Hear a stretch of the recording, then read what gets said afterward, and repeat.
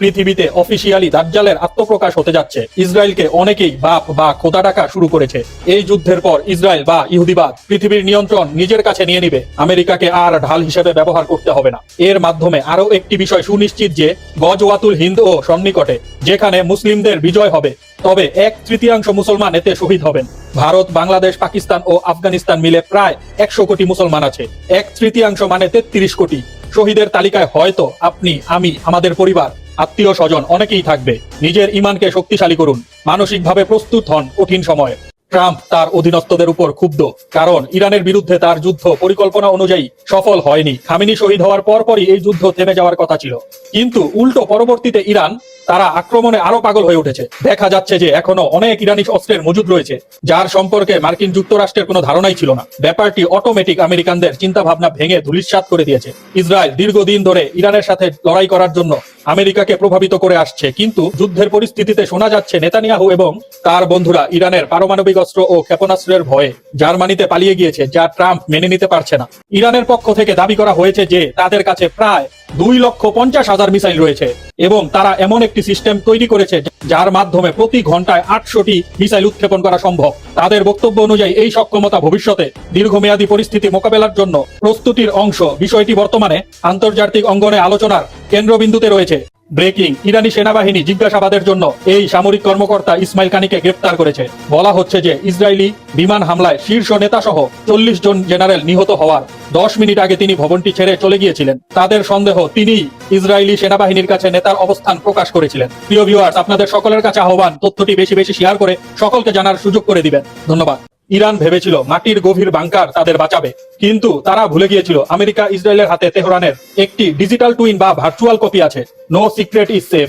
Mu on tomography: মহাজাগতিক কণা দিয়ে মাটির নিচের কনক্রিটের ঘনত্ব মেপে বের করা হয়েছে খামেনির সুনির্দিষ্ট অবস্থান। এয়ার গ্যাপড মেলওয়্যার: ইন্টারনেট ছাড়াই রেডিও ফ্রিকোয়েন্সিতে বাংকারের গোপন তথ্য ফাঁস হয়েছে। জিরো ক্লিক স্পাইওয়্যার: পাশের বিশ্বস্ত মানুষের ফোনটাই হয়ে উঠেছিল ঘাতকের মাইক্রোফোন ও ট্র্যাকার। বর্তমান পৃথিবীতে শুধু আবেগ বা সংখ্যা দিয়ে দেশ চলে না। যার হাতে সেমিকন্ডাক্টর চিপ আর কোয়ান্টাম কম্পিউটিং নেই, তার আকাশ আর মাটি দুটোই শত্রুর দখলে। প্রযুক্তি এখন পৃথিবীর অঘোষিত অধিপতি। মধ্যপ্রাচ্যে চলমান রণক্ষেত্রে ইরান সম্ভবত তাদের ইতিহাসের সবচেয়ে বড় এবং কৌশলগত সামরিক সাফল্যটি ছিনিয়ে নিয়েছে। $1.1 বিলিয়ন বিশাল বাজেটের কাতারে নির্মিত মার্কিন FPS-132 block 5 early warning radar ধ্বংস করার মাধ্যমে ইরান কার্যত এই অঞ্চলে মার্কিন ও ইসরায়েলি বাহিনীর চোখ উপড়ে ফেলেছে। এটি কেবল কোনো সাধারণ রাডার স্টেশন ছিল না। 5000 কিলোমিটার পাল্লার এই অত্যাধুনিক প্রযুক্তিটি ইরান থেকে ছোড়া যে কোনো ব্যালিস্টিক ক্ষেপণাস্ত্র উৎক্ষেপণ হওয়া মাত্রই শনাক্ত করতে পারত। এই শক্তিশালী রাডারটি ধূলিসাৎ হওয়ার অর্থ হলো এখন থেকে পারস্য উপসাগরীয় অঞ্চলে মার্কিন ও মিত্র বাহিনীর আকাশ প্রতিরক্ষা ব্যবস্থার এক বিশাল অন্ধকার গহ্বর বা ব্ল্যাক হোল তৈরি হলো। এখন তেহরান থেকে মিসাইল ছুড়লে তা লক্ষ্যবস্তুর খুব কাছে যাওয়ার আগে শনাক্ত করা ওয়াশিংটনের জন্য প্রায় অসম্ভব হয়ে পড়বে। $1.1 বিলিয়ন এই প্রযুক্তি এভাবে তাসের ঘরের মতো ভেঙে পড়া কেবল কোনো আর্থিক ক্ষতি নয়, বরং এটি মার্কিন সামরিক শ্রেষ্ঠত্বের দম্ভের ওপর এক চরম চপেটাঘাত। যুদ্ধের ময়দানে এই একটি ঘটনা ইরানকে কয়েক ধাপ এগিয়ে দিল। এটি আবারও প্রমাণ করলো যে ড্রোন ও মিসাইল এই লড়াই ইরান কতটা কুশলী ও নিখুঁত লক্ষ্যভেদে তারা কতটা অপ্রতিরোধ্য হয়ে উঠেছে।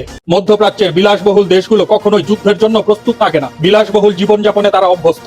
মূলত তাদের এই সিউরিটি দিয়ে রেখেছেন যুক্তরাষ্ট্র। তারা তাদের রাজতন্ত্রের ক্ষমতা ধরে রাখার জন্য জীবনভর সঙ্গ দিয়ে আসতেছে যুক্তরাষ্ট্রকে, আর পেট্রোডলার চুক্তির মাধ্যমে তাদের গাইরত বিক্রি করে দিয়েছে। তারা মূলত চায় যুক্তরাষ্ট্র যা করার করুক, তাদের ক্ষমতাতে কেউ যাতে ভাগ না বসায়। এই যুদ্ধে নজিরবিহীন ক্ষতি হয়েছে আরব আমিরাতে।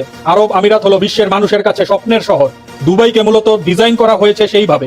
বিশ্বের বড় বড় ব্যবসায়ী, কালোবাজারি, মাফিয়া সবার অফিস দুবাইতে। হলিউড বলিউডের অভিনেতা অভিনেত্রীদের বড় বড় ইনভেস্ট সব দুবাইতে। ব্যবসায়ী, রাজনীতিবিদ, আমলা সবাই দুবাই কেন্দ্রিক ইনভেস্ট। এই যুদ্ধে দুবাইয়ের বিলিয়ন বিলিয়ন ডলারের রেপুটেশন নষ্ট হয়েছে। কেননা এই যুদ্ধে ইরান টিকে গেলে মানুষ দুবাই ইনভেস্ট করতে দুইবার চিন্তা করবে। খোদ যুক্তরাষ্ট্র কখনো চিন্তা করে নাই মধ্যপ্রাচ্য এভাবে আক্রান্ত হবে। দুবাই একাই ড্রোন ঠেকিয়েছে 200 এর উপরে। অন্য দেশের কথা বাদ দিলাম, তাদের এখন এন্টি মিসাইল স্টক প্রায় শেষের দিকে।